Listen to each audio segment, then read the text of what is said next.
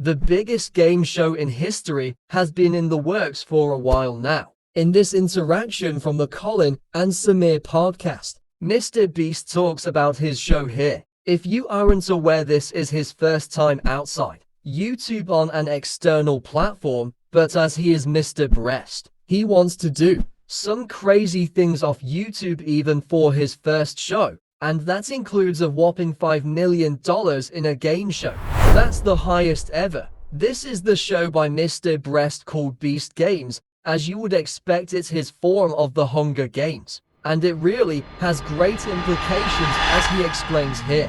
Hopefully, if this does well, I would love to, because I can't talk too much game because I need it to crush first. The more I say now, if it ends up flopping, I'm screwed. You know what I mean? I already said so much, but hopefully it ends up crushing, and then people can go like, look, they trusted Jimmy, and look what he delivered. Trust me, you know what I mean? Yeah. But it's also a little bit too, if you want them to be more. So now we see the very ambitious Mrbeast explain why he's doing the game show now. I was so disinterested back then because, it's cliche, but I didn't have the leverage to say, hey, I know what I'm doing. Look, just trust me. No one would trust me. Now, I mean, a lot of them still didn't trust me, but one of them did. Amazon. I love you, Amazon. These ambitions are not so conventional for YouTubers, and he had to get a streaming platform to agree. Control, the bigger one is like control of the edit. So like, if they don't like things, they cut it out, or they can make you put things in, or, fabricate things if they wanted to. Not that might be why they won, but that's just a thing they can. If they have control of the edit, you basically decide everything, the narrative, what goes in, what goes out. You can, and so, yeah, if I'm struggling to get that as Mrbeast, then I couldn't fathom someone with a couple million subscribers or 20 million subscribers. In order to have great control, he went with Amazon. No, Amazon, they just got it. They never really, it's weird. Like other platforms, they would never give it up. But from the first call, they were just like, yeah, that makes sense. You can have control. They were literally like, we don't want it. You're the master. And I was like, yeah, why can't everyone just think like that? You know what I mean? But with a gigantic influencer organization as Mrbeast, there is so much that could spill and fall. Anyways, he talks about the most important thing his team needs here. It came to the negotiation. What was most important to you? Hold on. Okay. I'm going to give you the list of three. Okay. Money, creative control, ownership. Ooh, money, creative control. The first one's easy. Creative control. Like, if there's no creative control, if it's not even creative control, there's just no control of every single frame that's going out of the show, then I'm not doing it. Like, it's like, there's no way I'm coming from YouTube where I can just do whatever I want in the videos, and then to a world where someone else tells me, because that's just not fair to the audience, right? They're trusting when they come over that it's content that I back. And like, I just don't care what some exec says is good content. Like, I literally couldn't care less. You know what I mean? I just want to make, which is what I do on YouTube, what I think is great content, what I really think the fans will enjoy, and innovative, push boundaries, etc. So control, of course. But now that Mrbeast has been in a lot of issues this past month, things are different.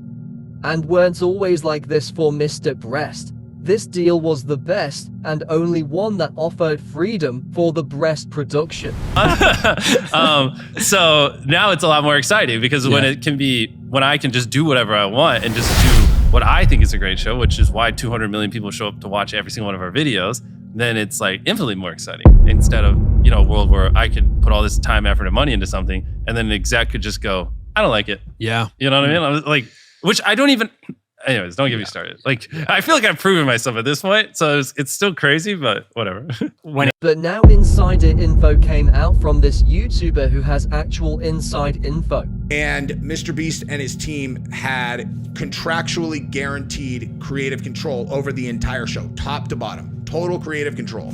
Also, Amazon was just great. It's like, they're just letting me do whatever I think is great content and trusting me, and I love it. Did you like fly out and like sit in I'm trying to imagine the actual negotiation room. Were you like in like a big boardroom with them? I was with a certain one, but no, not Amazon. And the certain one, it was an interesting conversation, which you could probably pick up what I've based off of everything I've been saying. But but obviously, the whole issue now is worse as the agreement isn't the same as it was before, but it gets way worse. But he explains more about the deal. And then the ownership of money, it's hard because I still reinvest everything my YouTube channel makes. Like, people don't believe it when I say that. People didn't believe it when I said that 4 years ago, but still to this day, I just pour it all back in. So money to me is just a means to make great content. And so money was, creative control and then control over the IP, of course, would be number 2, because obviously I don't want someone to be able to, but they're kind of the same thing, because I don't want, so those two, yes. And then the money, I just want as much as possible so I can make the show as good as possible, but not from the standpoint of making money. So that would be the third, but it's also equally important because, an extra $20 million allows me to, make that prize pool way bigger and do a bunch of other stuff, I mentioned those 3 because I assume you got to a place where you're happy with all 3 of those. Oh, I'm very happy, yeah. And I feel like the reason that a lot of creators don't succeed when they work with a streamer or with traditional media is because they end up having to give up creative control. Yep. They don't have ownership over the IP. They create some new joint IP. Yep. And the last one being money. Yeah. The money is actually not that great in comparison to what they can make on YouTube if they're a YouTube creator at a certain scale. Mm-hmm. Yeah, no, agreed. And that's I don't know how hard I want to go at them right now, but it's pretty interesting because obviously I'm the biggest YouTuber in the world. So just by nature, I will have more leverage than anyone else. And even Mrbeast explains the importance of the Amazon deal more. Myself. I've proven myself more than any YouTuber could ever, hope to prove themselves. And even with me, I'm having to tell these people why they should just let me do what I think is good content because I built the track record of it. And I proved me, a lot of platforms are just they just don't trust you and they want creative control and they want whatever's it's pretty wild because that also, there's just the waterfall of why that's a bad idea is I could talk for hours on because obviously then you're less passionate about it. And, I can't deals ever for a show like this. And I can't bring up examples from other creators, but obviously I've talked to a bunch of other creators that did shows, and that's a very reoccurring theme, especially with a certain platform that we don't need to go in depth on, but And what I am going to tell you guys in this video that no one publicly knows yet is that is not the case anymore. Amazon has wrestled creative control away from the Mrbeast team, and I will tell you exactly why that happened. I'll tell you how it happened because it is obviously the result of multiple things going sideways on the set that I just learned about today.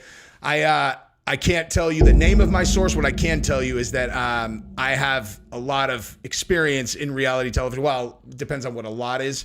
I know people in very high places in the reality television productions. So from everything, I think it's all just obvious that the Mrbeast Hunger Games won't be the same, as there might have been a clause or part in the contract that Amazon could regain creative control or other things in case some events occurred, but there have been a lot of controversial events, so it makes all the more sense. That they didn't give up the platform, had the control over the edit, and then, the jokes were removed. They forced them to put certain things in that, because the quotas and other stuff, and it's just just kills the vibe, and it doesn't feel like their show anymore, and then it flops, and the creator's well, yeah, because, this isn't what my fans were expecting. Yeah.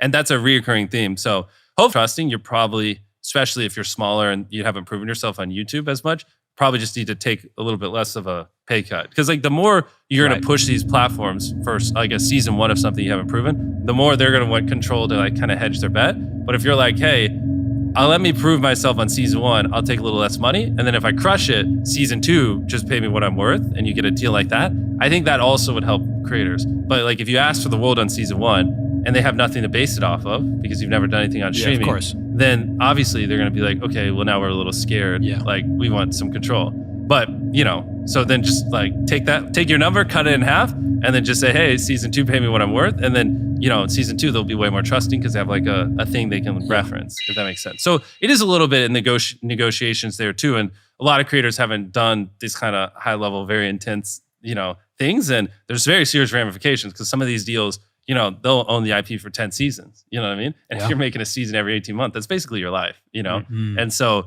there's they don't understand the ramifications of that and a bunch of other waterfall stuff. It's stuff we just don't deal with over here on YouTube. And the thought of really realizing if I signed the wrong deal and this show does well, they just own me. You know what I mean? Yeah. But so you got to negotiate very hard, which a lot of people makes them uncomfortable, you know? Yeah. I'm assuming you were actively negotiating. Oh, of course. Sounds like. I mean, this is my first time stepping out of the YouTube lane. I've been 14 years nonstop this way. And I'm like, I'll go dip my toe over here a little bit. But, you know, it's very scary. Yeah. What did you learn about negotiating? I mean, most of it was what I said there. Because I could have obviously pushed for more and more money, but the more you push, the less control they're going to give you. So it's kind of like, hey, you know, let me just prove myself and then we'll talk for season 2 and stuff like that. Really, it's not looking good for Mrbeast, and it's very unlikely that negotiations can be made after screwing up a whole seriously expensive deal. Let me know what you think and subscribe for more info beyond the Burning Breast Empire.